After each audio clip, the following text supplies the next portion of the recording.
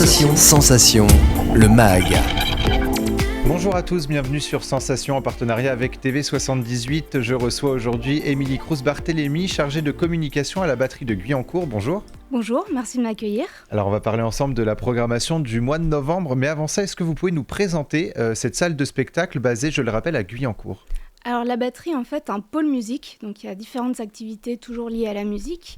On a 2 salles de spectacle, une salle musiques actuelles où le public est debout, qu'on appelle la grande salle, qui peut accueillir jusqu'à 600 personnes.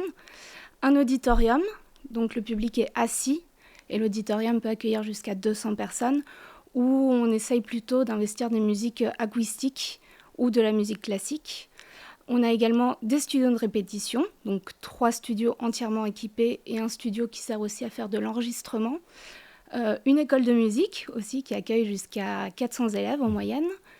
Et enfin un bar-restaurant. Et comment faites-vous pour choisir la programmation ? Est-ce que vous marchez au coup de cœur et à l'envie de faire découvrir certains groupes par exemple ? Donc oui, on a un programmateur pour les musiques actuelles et la programmation de l'auditorium se fait en partenariat avec le théâtre La Ferme de Bel-et-Bas, à Guyancourt toujours. Donc ça marche beaucoup au coup de cœur. Là forcément on est plutôt dans une dynamique aussi de report à cause du Covid. Donc là beaucoup de nos concerts programmés sont des reports d'il y a 2 ans.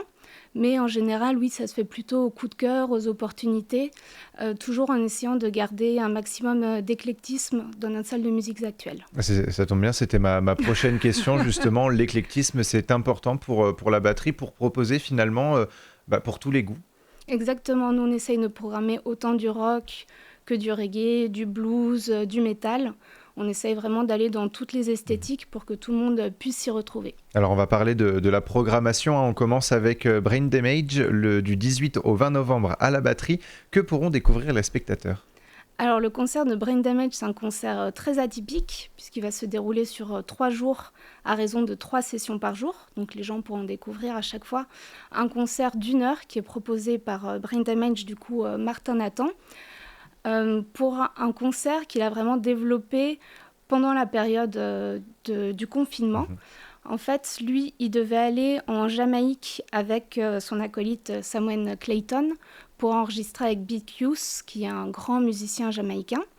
Donc, tous les deux se sont rendus en Jamaïque et malheureusement, Samuel Clayton a attrapé le Covid et en est décédé. Donc, Martin a beaucoup travaillé sur tout le projet qu'ils avaient, essayer de le rendre le plus intimiste au possible. Et donc, il est revenu avec ce projet qui se déroule du coup par terre avec le public. Donc, il n'y a pas une dynamique d'estrade où le musicien est au-dessus et le public l'observe. Là, il joue vraiment entouré par le public. Il y a des vidéos sur Internet parce que sa tournée a déjà commencé. C'est vraiment très, très chouette à voir.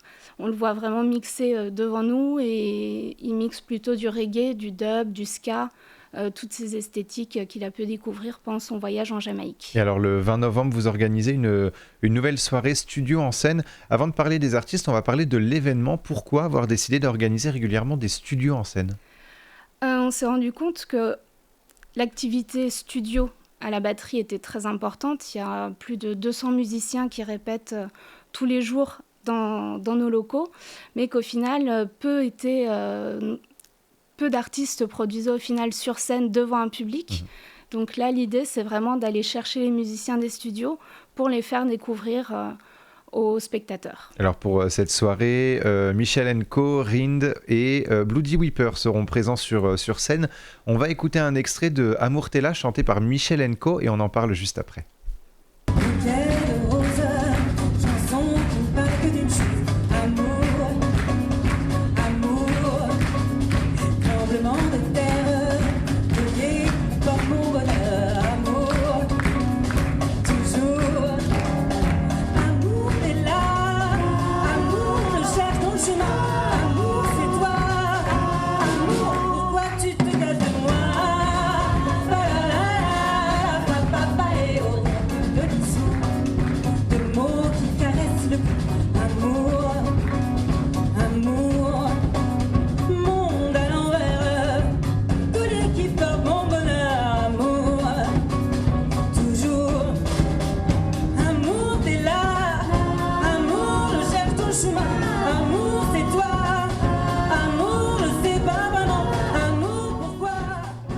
Alors Michel Enco à découvrir le 20 novembre, le groupe puise son inspiration dans le jazz, la soul et le pop rock. Rind est plus pop rock et Bloody Weeper c'est du pur rock. Vous l'avez dit en début d'émission, du coup il y a un petit éclectisme et un mélange des styles qui est voulu et assumé. Est-ce que cependant ces groupes sont dans vos studios justement ? Oui, les groupes bénéficient d'un accompagnement de la batterie, donc que ce soit par le biais des studios de répétition où ils viennent pour répéter. On a 2 animateurs des studios qui sont là aussi pour les accompagner sur scène. Et les 3 groupes qui sont présents, donc Michel Enco, Rind et Bloody Weeper, devaient en fait se produire à la fête de la musique. Malheureusement, ils n'ont pas pu se produire le jour de la fête de la musique parce qu'il y avait une petite tempête qui nous a empêchés de faire jouer les 3 groupes. Donc là, ils se produisent enfin le 20 novembre sur la scène de la batterie. Alors on poursuit avec Femi Kuti en concert accompagné pour l'occasion par les Amazones d'Afrique. Pouvez-vous nous présenter l'univers musical de l'artiste et du groupe ?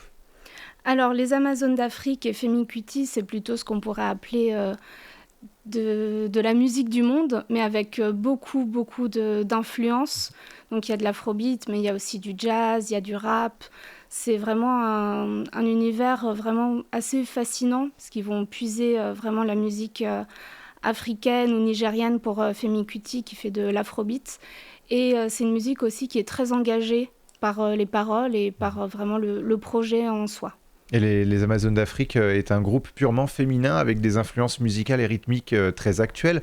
Elles sont unies dans la lutte contre les violences faites aux femmes. Justement, le 25 novembre, soit 2 jours avant le concert, il y a la journée internationale pour la suppression des violences faites aux femmes. Est-ce que c'est un écho voulu à cette journée internationale ? Oui, tout à fait. En fait, les Amazones d'Afrique, c'est un report qui devait avoir... un concert qui devait avoir lieu avant le Covid. Mais donc ça a été reporté et là ça semblait vraiment l'occasion idéale avec Femi Kuti aussi qui est engagé pour cette lutte et ces 2 groupes qui font de l'afrobeat avec de la musique très influencée par l'Afrique et donc c'était un écho parfait. Et pour ceux qui ne connaissent pas, on va écouter un extrait de Dombolo et on poursuit juste après.